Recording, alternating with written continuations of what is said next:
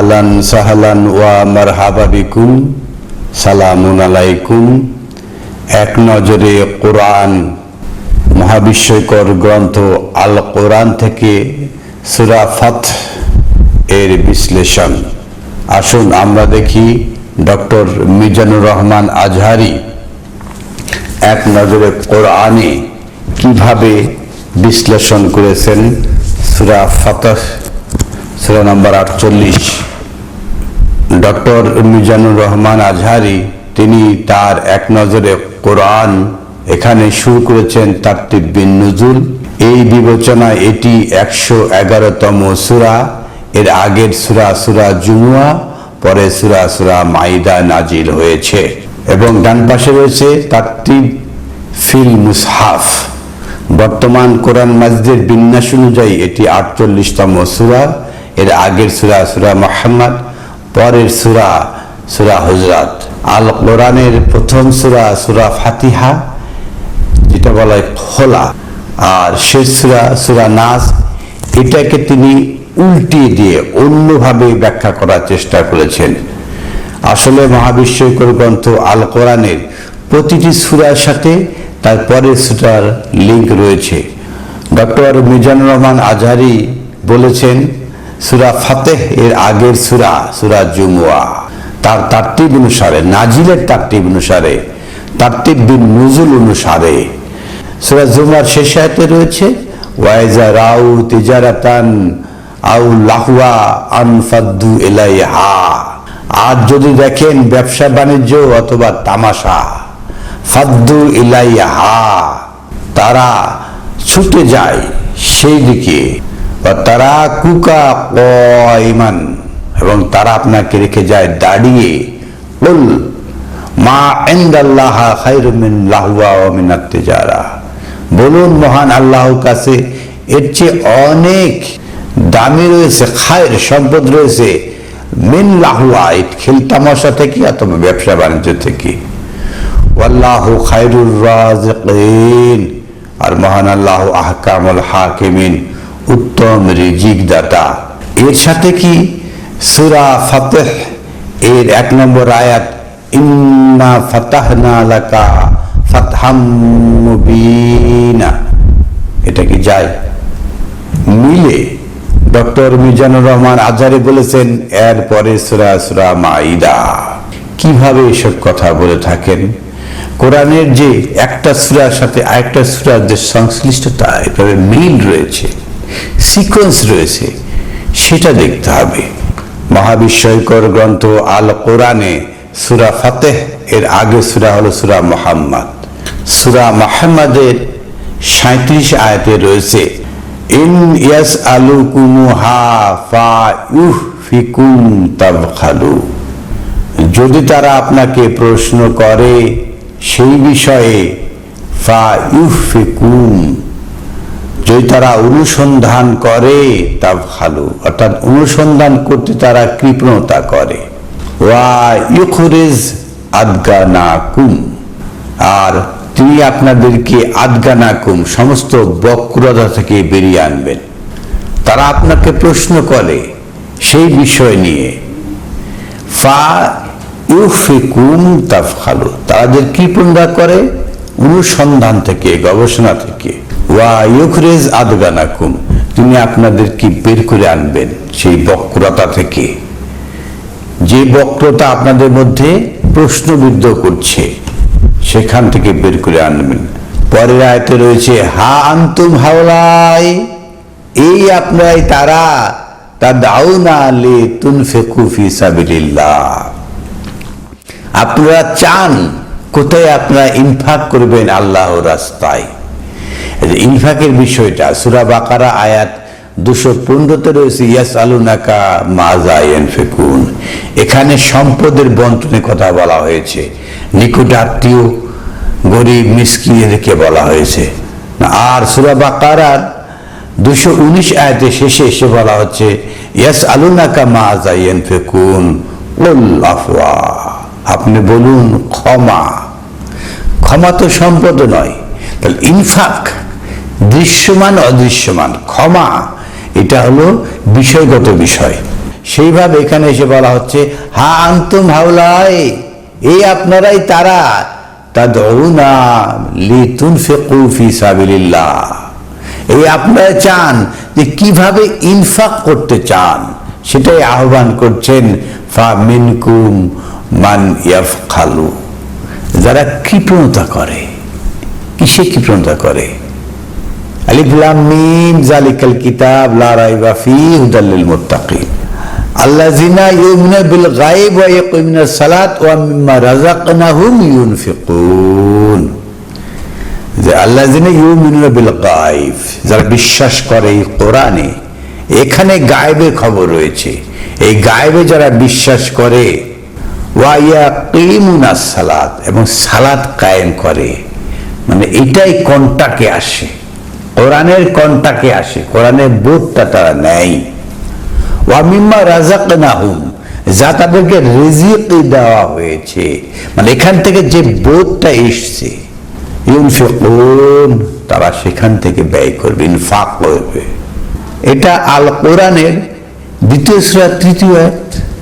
আল্লাযিনা ইউমিনুনা বিল গায়ব, এই গায়েবে যারা বিশ্বাস করবে, এখানে অদৃশ্যের খবর রয়েছে। ওয়া ইয়াকুমুনাস সালাত, গায়েবের সাথে কন্টাক্ট হবে। ওয়া মিম্মা রাযাকনাহুম ইউনফিকুন, এখান থেকে তারা ব্যয় করবে, ইনফাক করবে। এখানে বলছে ফামিনকুম মিন বাখলু, তাদের মধ্যে যারা বখিলতা করে, বলতেই চায় না, বলতেই ভয় পায়। মান ইয়াফখালু ফাইন্নামা ইয়াফখালু আন নাফসিহি, আর যারা এই বখিলতা করে, তার বখিলতা তার নাফসের জন্য। ওয়াল্লাহুল গানিয়ুন, আল্লাহ হলো জ্ঞানী। ওয়ান্তুম ফুকারা, আর এই আপনারা, আর এই আমরা হলো ফকির, ফুকারা, অনেক ফকির। ওয়া ইন তাওয়াল্লাউ ইস্তাবদিল কওমান গায়রাকুম, আর যদি আপনারা মুখ ফেরা হন, চলে যান, ইস্তাবদিল, আল্লাহ বদল করে আনবেন, কওমান, এমন এক জাতিকে, গায়রাকুম, আপনাদের ছাড়া, আপনাদের ছাড়া আল্লাহ এমন এক জাতি আনবেন, সুম্মা লা তাকুনু আমসালাকুম, তারা আপনাদের মতো হবে না, যারা বখিলতা করে তাদের মতো হবে না। সূরা মুহাম্মাদের শেষে সাথে ইন ইয়াসআলকুমুহা, তারা আপনাকে প্রশ্ন করে, ফা ইউফিকুম তাফখালু, তারা গবেষণা করতে বখিলতা করে, অনুসন্ধান করতে বখিলতা করে। তাহলে 47 নম্বর সূরা, সূরা মুহাম্মাদের শেষ কথা এইটা। 48 নম্বর সূরার প্রথম আয়াত হলো ইন্না ফাতাহনা লাকা ফাতহাম মুবিনা, আমরা তো অনুবাদ করে রাখছি, নিশ্চয় তোমাকে সুস্পষ্ট বিজয় দান করেছি। আসলে কি তাই? এখানে কি তাই বলা হচ্ছে? কারণ আমাদের যে সেন্স এটা উল্টিয়ে রেখেছি। আমাদের যে বিশ্বাসের যে গ্রন্থ, সেটা হলো এই যে সহিহ আল বুখারী, এইখান থেকে আমরা কোরআন বোঝার চেষ্টা করি। এখন আল কোরআন বোঝার জন্য নতুন একটা বই, নতুন একটা সূত্র আবিষ্কার হয়েছে, এক নজরে কোরআন। এগুলো তো আল কোরআন নয়, এক নজরে কোরআন। এরা বলছে কোরআনের জিস্ট করা হয়েছে, কোরআনকে সংকোচন করেছে। কি দুঃসাহস! কোরআনকে সংকোচন করে এবং বলে কোরআন পড়ার আগে তারা পি কনসেপ্ট দিয়ে থাকে, জিস্ট কথা।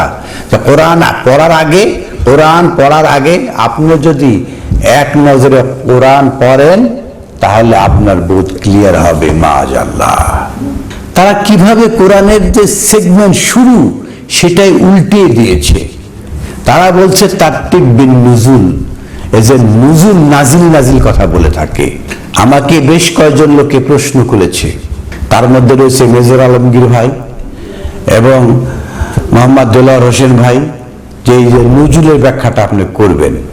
তারতিব বিন নুজুল দিয়ে কিভাবে মহাবিশ্বকর গ্রন্থ আল কোরআনকে উল্টিয়ে দেওয়া হয়েছে। মহাবিশ্বকর গ্রন্থ আল কোরআনে সূরা মুহাম্মাদে যে ক্রাইটেরিয়া বলা হচ্ছে, সূরা ফাতাহ এর শেষে এসে বলা হচ্ছে মুহাম্মদ রাসূলুল্লাহ ওয়াল্লাযিনা মাহু, মানে তারপরে সিকোয়েন্সটা তার সাহাবাগণের কথা বলা হচ্ছে।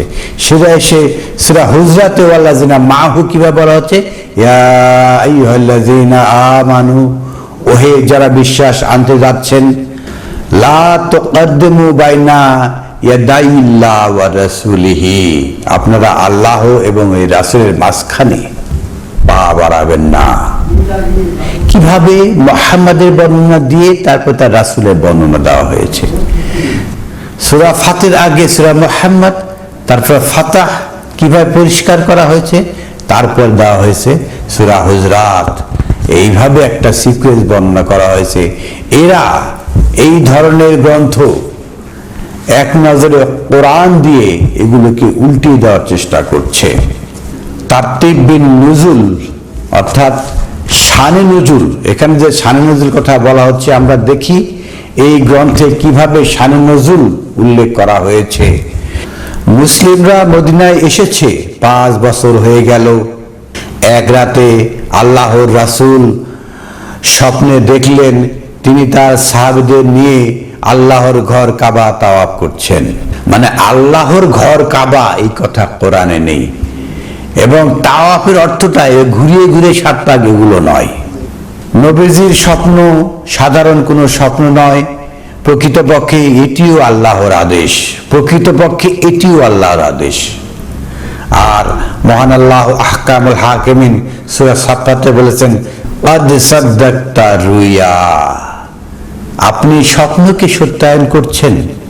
তার মানে নিষেধ করা হয়েছে স্বপ্নকে সত্যায়ন করা যাবে না, আল্লাহ ধমকি স্বরে বলেছেন।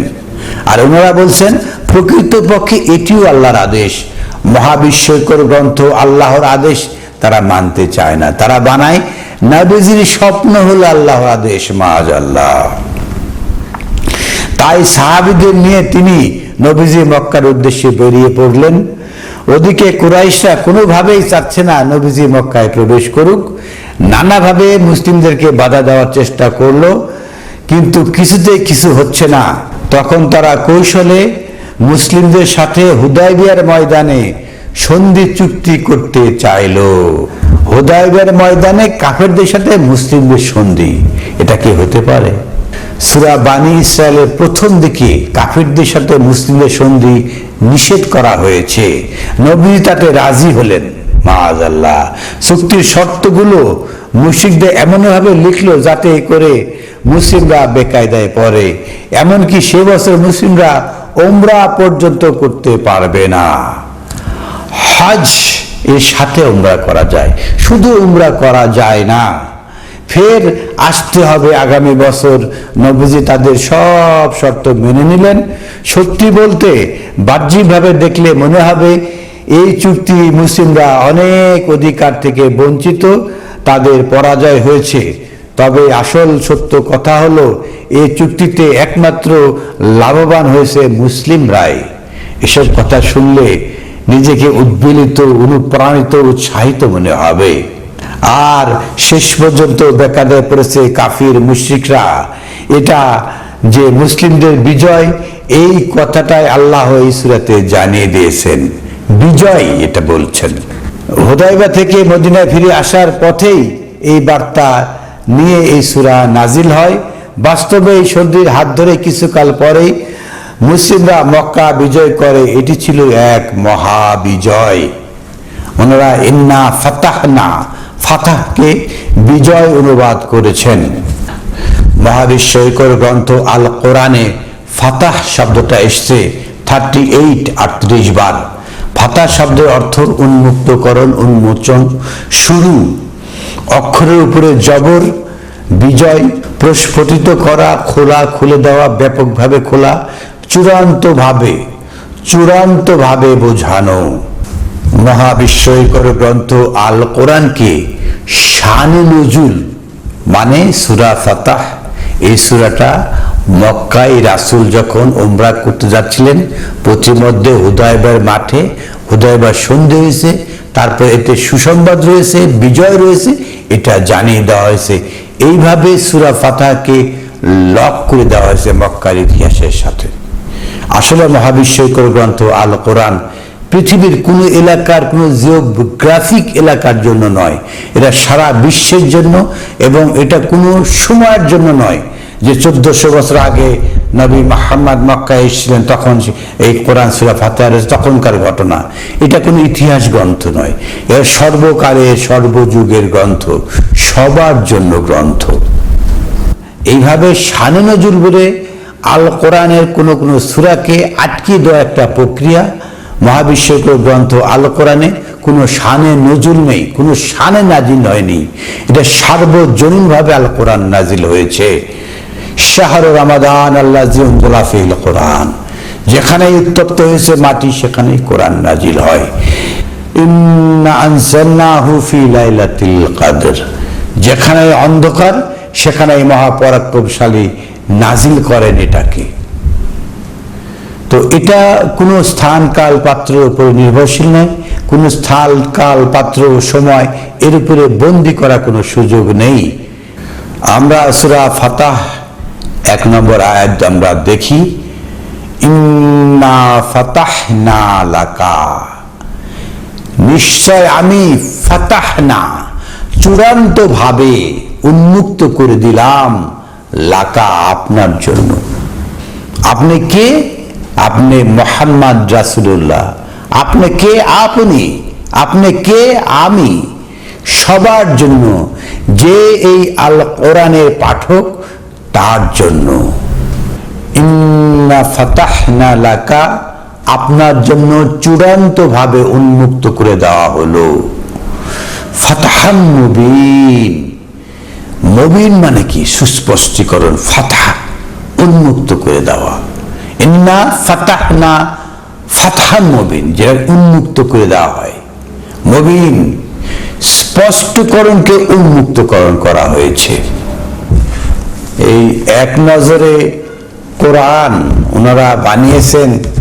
ফাতাহ শব্দের অর্থ বিজয়, উন্মুক্তকরণ। সূরার 1 নম্বর আয়াতে ফাতাহ শব্দটি এসছে।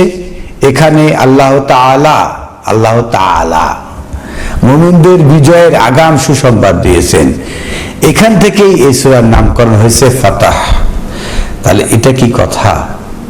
এখানে কি বিজয় হয়েছে? আল কোরআনে কোথাও যুদ্ধ খেলা নেই।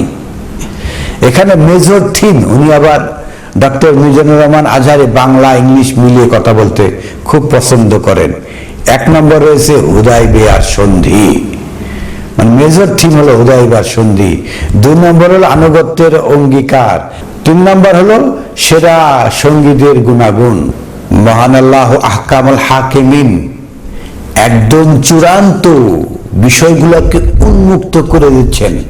ফাতহাম মুবিনা, একদম সুস্পষ্ট করে দিচ্ছেন, উন্মুক্ত করে দিচ্ছেন। লাকা আপনার জন্য, এটা সবার জন্য নয়। যে মহাবিশ্বকর গ্রন্থ আল কোরআনের পাঠক হবে তার জন্য উন্মুক্ত করা হচ্ছে। পরের আয়াতে রয়েছে লি ইয়াগফিরা লাকাল্লাহু, আল্লাহ যাতে আপনাকে ক্ষমা করতে পারেন। ইয়াগফিরা মুদারি, ভবিষ্যৎকালে। মা তাকাদ্দামা মিন জামবিকা, যা রয়েছে আপনার পিছনের অপরাধগুলো। অমা তাখারা, এবং পরে যেগুলো হবে অপরাধ। এই সমস্ত অপরাধ জামবিকা, পূর্বের এবং পরে সমস্ত অপরাধ যাতে ক্ষমা করতে পারেন, এই জন্য তিনি মহাবিশ্বকর গ্রন্থ আল কোরআনকে চূড়ান্ত ভাবে খুলে দিচ্ছেন। ওয়া ইয়াহদিয়াকা সিরাতাল মুস্তাকিমা, আর আপনাকে দেখাচ্ছেন সেই সাকিম, সত্য নিয়ে দাঁড়িয়ে যাওয়ার পথে দাঁড়ানোর কথা, দাঁড়ানোর পথটা আপনাকে দেখানো হচ্ছে। এখানে বিজয় হয়েছে, জয় হয়েছে, দিন কায়েম হয়ে গেছে, এরকম কোনো বিষয় নয়। ওয়া ইয়ানসুরাকা আল্লাহু নাসরান আজিজা, আর আপনাকে আল্লাহ সাহায্য করছেন নাসরান আজিজ, পরাক্রমশালী শক্তি। এই সমস্ত কথা মহাবিশ্বকর গ্রন্থ আল কোরআনের কথা, কোরআনের বোধের কথা, কোরআনের সমস্ত বোধ চূড়ান্ত ভাবে উন্মুক্ত করার কথা। এখানে বিজয় হয়েছে, চারিদিকে জয়কার। এখন আপনি রাষ্ট্র ব্যবস্থা করেন, আইন করেন, এইসব কথা এখানে বলা হয় নাই। আমরা শানে নজুলের মাধ্যমে এবং এই যে এক নজরে কোরআনে দেখলাম মেজর থিম হুদায়বিয়ার সন্ধি, তারা হুদায়বিয়ার সন্ধি পেয়ে থাকে এই সূরারই 10 নম্বর আয়াত দ্বারা তারা হুদায়বিয়ার সন্ধি দেখানোর চেষ্টা করে। আমরা দেখি 10 নম্বর আয়াতে কি বলা হয়েছে। ইন্নাল্লাযীনা ইউবাইউনাকা ইন্নামা ইউবাইউনাল্লাহ। তারা অনুবাদ করেছে, আর যারা তোমার কাছে বায়াত গ্রহণ করে তারা আল্লাহর কাছে বায়াত গ্রহণ করে। মানে বাই, বা ইয়া আইন, বাই, এটার অনুবাদ করেছে বায়াত। কিন্তু বায়াত তো নাই। তারা এখান থেকে তারা হুদায়বিয়ার সন্ধি আবিষ্কার করে। বাংলাদেশে যত আল কোরআনের অনুবাদ দেখবেন সব অনুবাদে রয়েছে বায়াত, যারা আপনার কাছে বায়াত গ্রহণ করে। বা ইয়া আইন এই শব্দের অর্থ হলো বাই, বিক্রয় করা, ক্রয় বিক্রয়, ব্যবসা। বাইবেল জুমলা, পাইকারে বিক্রয়। বাইবেল দিন, বাকিতে বিক্রয়। দিন মানে বাকি। এছাড়া ব্যাংকিং জগতে রয়েছে বাই সালাম, বাইয়া সরফ, বাই মুয়াজ্জাল, বাই মুরাবাহা প্রভৃতি ব্যাংকিং জগতে টার্ম রয়েছে। বাই মানে বিক্রয় করে, ব্যাংক কিভাবে মালামাল বিক্রয় করে এগুলোকে বলে বাই মুয়াজ্জাল, বাই সালাম, বাই মুরাবাহা। বাই মুরাবাহা প্রফিটে, মূলধনে মানে লাভে বিক্রয়। বাই মুয়াজ্জাল আজল মানে বাকিতে বিক্রয়, সময়ে বিক্রয় মানে বাকিতে বিক্রয়। বাইয়া সালাম, সালাম মানে শান্তি, এরা বলে অগ্রিম বিক্রয়। তো বাই মানে বিক্রয়। ইন্নাল্লাযীনা ইউবাইউনাকা, তারা আপনার কাছে বিক্রয় করে। ইন্নামা ইউবাইউনাল্লাহ, মূলত তারা আল্লাহর কাছে বিক্রি করে। সূরা তাওবার 111 আয়াতে বলা হয়েছে, ইন্নাল্লাহা আশতারা মিনাল মুমিনিনা আনফুসাহুম ওয়া আমওয়ালাহুম বিআন্না লাহুমুল জান্নাহ। ইন্নাল্লাহা আশতারা, নিশ্চয়ই আল্লাহ ক্রয় করে নিয়েছেন, কিনে নিয়েছেন, মিনাল মুমিনিনা, মুমিনদের থেকে, আনফুসাহুম তাদের নাফস, ও আমওয়ালাহুম এবং তাদের মাল। দুনিয়াতে তো একটা নাফস আর মাল, এছাড়া তার কিছু নেই। মহান আল্লাহ আহকামুল হাকিমিন, মুমিনদের থেকে কিনে নিয়েছেন তাদের নাফস এবং তাদের মাল। বিনিময় বিআন্না লাহুমুল জান্নাহ, জান্নাতের বিনিময় কিনে নিয়েছেন। এখানে হলো ইস্তারা বলা হয়েছে, কিনে নেওয়া। আর সূরা ফাতাহ এর 10 নম্বর আয়াতে বলা হচ্ছে, ইন্নাল্লাযীনা ইউবাইউনাকা, যারা আপনার কাছে বেচে দেয়। আল্লাহ কিনে নেন আর মুমিনরা বেচে দেয়, এই কেনা বেচা। ইন্নামা ইউবাইউনাল্লাহ, নিশ্চয় আল্লাহর কাছে বেচে দেন। এটা বিক্রি কথা বলা হচ্ছে না। বায়াত মানে হাত ধরেছে, হাত ধরে বায়াত হয়েছে, এগুলো খাতিরের কথা নয়। এগুলো বানাইছে কারা? বাংলাদেশে সহ প্রায় সারা দুনিয়ায় সকল অনুবাদে বায়াত অনুবাদ করা হয়েছে। এরা বায়াত তো এখানে নেই। ইয়াদুল্লাহি ফাওকা আইদিহিম, আর আল্লাহর হাত রয়েছে তাদের হাতের উপর। মানে তারা যে এই যে বিক্রি করার যে ক্ষমতা, এই ক্ষমতার সাথে আল্লাহর একটা অবস্থান, আল্লাহর সহযোগিতা রয়েছেন। ফামান নাকাসা ফাইন্নামা ইউনকুসু আলা নাফসিহি, আর যারা এই বিক্রি করাকে আল্লাহর কাছে নাফস এবং মাল বিক্রি করার পরে আর কিছু থাকে না, কিন্তু যারা এখান থেকে ফিরে আসে তাহলে তারা নাফসের সেই ক্ষতিটা করলো। এই যে তারা হুদায়বিয়ার সন্ধি আবিষ্কার করেছে, যে হুদায়বিয়ার সন্ধি হয়েছে হুদায়বিয়ার ময়দানে একটা গাছের নিচে। আসলে মহাবিশ্বের গ্রন্থে এই ধরনের কথা কি বলে? সেটাই সূরা ফাতাহ 18 নম্বর আয়াতে বলা হয়েছে, লাকাদ রাদিয়াল্লাহু আনিল মুমিনিন, আর অবশ্যই মহান আল্লাহ আহকামুল হাকিমিন, মুমিনদের উপরে সন্তুষ্টি হয়েছেন। রাদিয়াল্লাহু, রাদি হয়েছেন কখন? ইজ ইউবাইউনাকা, যখন তারা আপনার কাছে বিক্রি করে দিয়েছে, নিজেকে বিক্রি করে দিয়েছে আপনার কাছে। তাহাতা সাজারাতেন, তাহাতা মানে নিচে, সাজারাতেন গাছের নিচে। হুদায়বিয়ার ময়দানে একটা গাছ আছে, সেই গাছের নিচে তারা এই কাজ করেছে। বিষয়টা এরকম নয়। তাহাতা সাজারাতেন, সাজারা বিরোধ, এই তাহাতা সাজারা ব্যাখ্যা করা হয়েছে ফা আলেমা, আল্লাহ জানেন, মাফি কুলুবিহিম, তাদের অন্তরে কি রয়েছে, কি বিরোধ রয়েছে, কি মতবিরোধ রয়েছে তাদের অন্তরে, সেটা আল্লাহ জানেন। ফা আনজালা সাকিনাতা আলাইহিম, তখন মহান আল্লাহ নাজিল করেছেন একটা প্রশান্তি। অন্তরের ভিতরে যে অশান্তি রয়েছে তার জন্য আল্লাহ একটা প্রশান্তি নাজিল করেছেন, সেটা হলো তাহাতা সাজারাতা, অন্তরে রয়েছে মতবিরোধ, উঠলে উঠে গপ গপ করে যুদ্ধ করে, এই যে বিরোধগুলো রয়েছে এগুলো আল্লাহ আলেমা, আল্লাহ জেনে নিয়েছেন, ফি কুলুবিহিম, তাদের অন্তরে, ফা আনজালা সাকিনাতা আলাইহিম, তাদের উপরে আল্লাহ প্রশান্তি নাজিল করেন। ওয়া আসাবাহুম ফাতহান করিবা, ওয়া আসাবাহুম, তাদের সওয়াব দেন, সিয়াবা করেন, ফাতহান করিবা, নিকটতম পরিষ্কার করার জন্য, উন্মুক্ত করে দেওয়ার জন্য। মহাবিশ্বকর গ্রন্থ আল কোরআনকে উন্মুক্ত করে দেন, নিকটে, তাদের নিকটে এসে যায় আল কোরআনের উন্মুক্ত করা। এখানে ওই যুদ্ধ অচিরে বিজয় এসে যাবে এগুলো নয়। শানে নজুল দিয়ে কিভাবে হুদায়বিয়ার সন্ধি আবিষ্কার করে যুদ্ধ ভাব আবিষ্কারের আল কোরআনকে একটা জিওগ্রাফিক্যাল এরিয়ার মধ্যে ঢুকিয়ে দেওয়া হয়েছে, একটা সময়ের বন্ধনে আবদ্ধ করা হয়েছে। এই যে ফাতাহ শব্দটা আল কোরআনে 38 বার এসছে, তো সূরা বাকারা আয়াত 76 এসছে, ওয়াইজা লাকু আল্লাযিনা আমানু ক্বালু আমান্না, যখন তারা আল্লাযিনা আমানু, যারা ঈমানদার, তাদের কাছে যখন তারা এসে মোলাকাত করে, ক্বালু আমান্না, আমরা বিশ্বাস আনলাম। ওয়াজা খালা বাদুহুম ইলা বাদিন, যখন তারা পরস্পরে মিলিত হয়, কালু আতুহাদ্দিসুনাহুম, আপনারা কি হাদিস করতেছেন, বর্ণনা করতেছেন, বেমা ফাতাহ আল্লাহু আলাইকুম, যা আপনার কাছে আল্লাহ ফাতাহ করছে, আপনাদের কাছে যতটুকু বোধ ক্লিয়ার করেছে, লেইউ হাজুকুম বিহি, যা দিয়ে আপনারা তর্ক করছেন, হুজ্জাত দলিল পেশ করছেন, ইনদা রাব্বিকুম, রবের নিকটে।